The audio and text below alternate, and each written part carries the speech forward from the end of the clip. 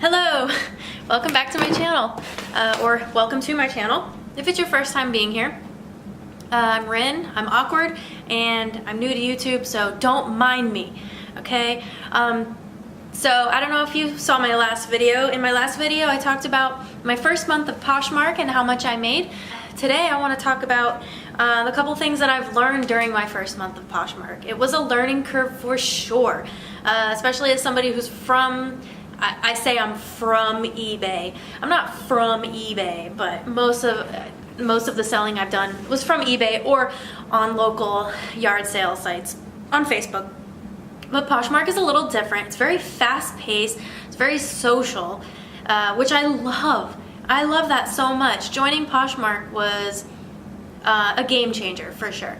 So I might not have made thousands of dollars in my first month like some people do, but enough that I know that this is going somewhere. So let me just jump right into the couple things that I've learned during my first month on Poshmark. The first thing that I've learned is to share. It's really important to constantly share your items, share your closet, because every time you do, it gets refreshed into the feed. I guess it's kind of like Facebook, where every time someone comments on one of your things, it gets boosted back up to the top. It's kind of like that. So it's really important that you're sharing your own stuff, but not only that, that you're sharing other people's things as well, because sometimes they see that and then they'll go in and they'll share your items to other people, like so other people can see it, and that just benefits you in the long run. Yeah, it's really good to share the love. If someone shares a whole bunch of your items, go check out their closet, share a couple of theirs as well. I know you can't always do it, especially once you start getting lots of followers and lots of people sharing your items, but if you notice that somebody is sharing a whole bunch of your items at once, do them a favor and go in and return the favor. Second thing that I've learned is follow. You want to follow a lot of people so that you can go in, so that your feed is full of other people's items for you to share. Because again, when you share those items, those people might go and share yours. So it's just like a spider web of sharing. And the farther out on the spider web your items get, the more people they're seen by and more people who would potentially buy them. So what I started doing was, I started by following everybody who followed me. So you know, when you first sign up to Poshmark, you get tons of followers, and it's kind of overwhelming at first because you're like, whoa, I don't understand this. What's going on? So I started by just following them back, you know, returning the favor. I didn't understand the benefit at that point yet, but I knew it meant something. So that's how I started that. And then after a while, I realized I wasn't getting many sales. I got my first sale fairly quickly, but it kind of fizzled out immediately after that. So I did some research, and somebody had mentioned to go follow the new people. So I went into new poshers, like new people with new closets and just the new people who have joined. And I just go down the list and start following a bunch of them. And every now and then, I'll even go to one of them and just type something in their profile picture and just say, hey, welcome to Poshmark, you know. I don't do anything spammy like, ooh, go check out my closet and blah, blah, blah, blah, blah, all these different emojis. I don't do that. Just, you know, a smiley face or something that says, hey, welcome to Poshmark. That's simple, and then it gets them curious, and then in turn they'll go to your closet and maybe buy something or share your items. The third thing that really helped me was getting on social media about my Poshmark journey. In particular, I'm on Instagram, and my Instagram initially started as a page for my blog, because my blog is really important to me and it's something that I really want to grow eventually. But I realized that more people are interested in something they can relate to directly, and in my case that is reselling. It's what I'm doing the most right now, and there's a lot of people who are doing the same thing, so it was easy for me to get lots of followers. I started following anybody with a Poshmark closet, anybody who goes to thrift stores, anybody who resells, because they have similar interests. And how did that benefit my closet?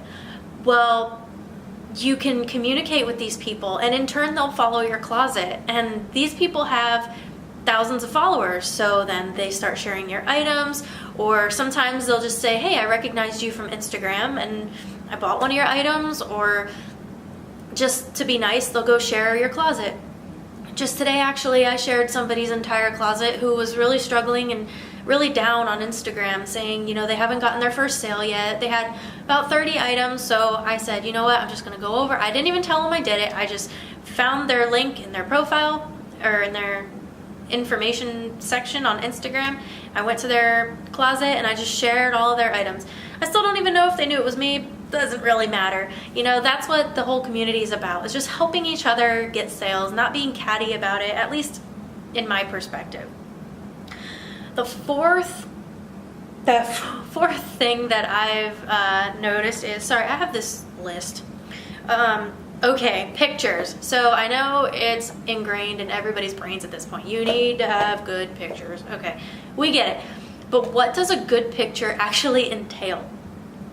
So when I moved from California to Texas, all of my items were shipped to Maryland because Texas is a temporary spot for me in my military training. I'm only here for another month. So they took all of my household goods and they moved it over to Maryland, and in those goods was my dress form, and I really wanted to use my dress form to put the clothes on and display them beautifully and everything. And I have photography equipment, so I have a backdrop, and I really wanted to do that. So I was kind of discouraged during my first month of Poshmark because I didn't have any of those things with me. So when I started taking pictures, I hung them on a hanger on my dresser. And I was like, well, it'll do the job until I get to Maryland and can have my things. I did sell a couple items with it like that, but I'm always looking to improve in every aspect of my life. But I was like, okay, how can I make these better? So then I have all my inventory in a closet, like a big walk-in closet. So I started holding up the items against the wall and like trying to finagle my phone to take pictures, because the background was white, but I realized they were really dark. So that was my second step with all my pictures. I did that. So I was like, there's gotta be a better way.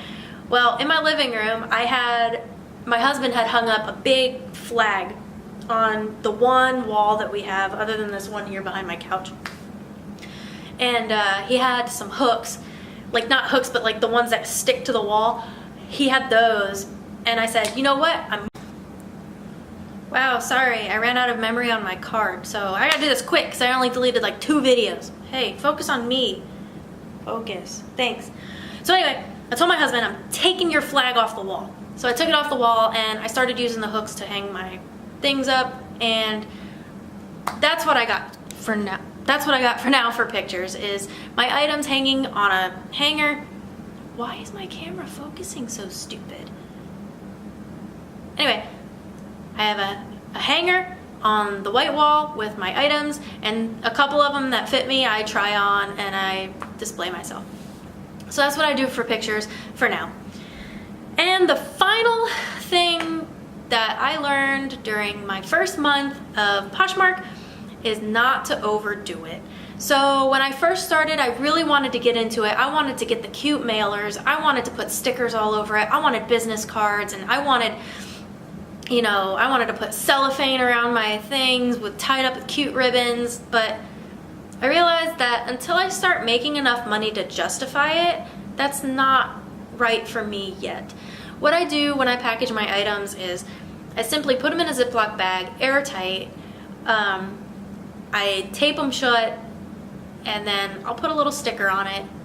And then when I cut out my labels, my shipping labels, I'll use the leftover paper just to write a cute little thank you note saying, hey, thanks so much, I really appreciate what you do. And just stick it in there, and that's that.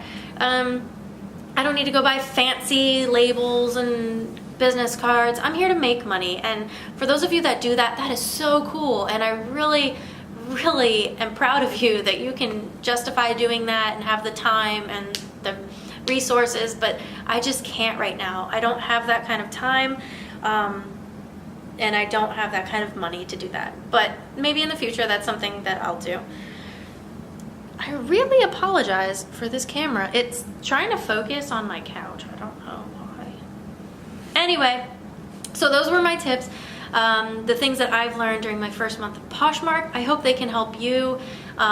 If you have any other advice for me, I would really appreciate hearing about it in the comments section underneath me. And yeah, make sure you thumbs up this video, give me a subscribe, hit the bell so every time that my beautiful face appears on YouTube, you can get notified and come check out my latest video. So again, thank you so much for watching. I really appreciate you.